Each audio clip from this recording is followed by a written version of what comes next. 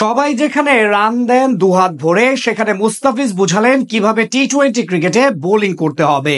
তার করা কাটার বুঝতেই পারেননি রোহিত শর্মা। মুম্বাইয়ের সব ব্যাটারদের নাস্তানাবুদ করে বোঝালেন কেন তিনি সবার চেয়ে আলাদা। 2025 আইপিএলে নিজের দ্বিতীয় ম্যাচে উইকেট নিয়ে বনে গেলেন দিল্লির অন্যতম সেরা বোলার। মুস্তাফিজের এমন নজরকাড়া পারফরমেন্স নিয়ে বাকিটা জানবো রিপোর্টে। একদিকে ডু অর ডাই ম্যাচের চাপ, অন্যদিকে চড়া দামে কাঁধে বড় দায়িত্ব।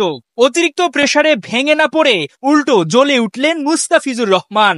মুম্বাইয়ের ক্রাউড থামাতে সময় নিলেন মাত্র 2 বল।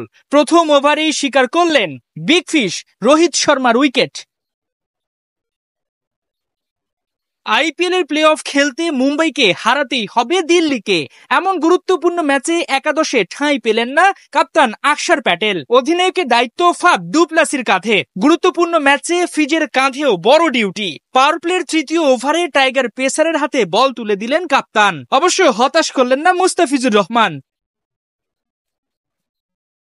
নিজের প্রথম ওভারের শুরুর বল থেকে এলো 1 রান। এর পরের বলে করলেন কুপকাত। রোহিত শর্মাকে তুলে চলতি সিজনে করলেন উইকেট শিকারের শুরু। নতুন বলের ধারে ফিজকে মোকাবেলা করতেই হিমশিম মুম্বাই ব্যাটারদের। নিজের প্রথম ওভারে 2টা ডট বলে 1 উইকেটে 3 রান দিলেন কাটার মাস্টার। ফের পঞ্চম ওভারে বোলিংয়ে আসেন মুস্তাফিজুর রহমান।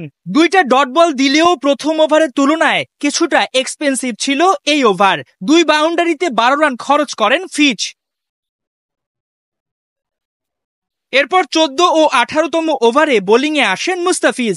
ডেথ ওভারে ডট বলে রান আটকানোর চেষ্টা করেন তিনি, যদিও বাউন্ডারির মার খান। তবে 4 ওভার বোলিং শেষে দলের সবচাইতে বেশি ডট বল দেওয়ার রেকর্ডটা তারই দখলে।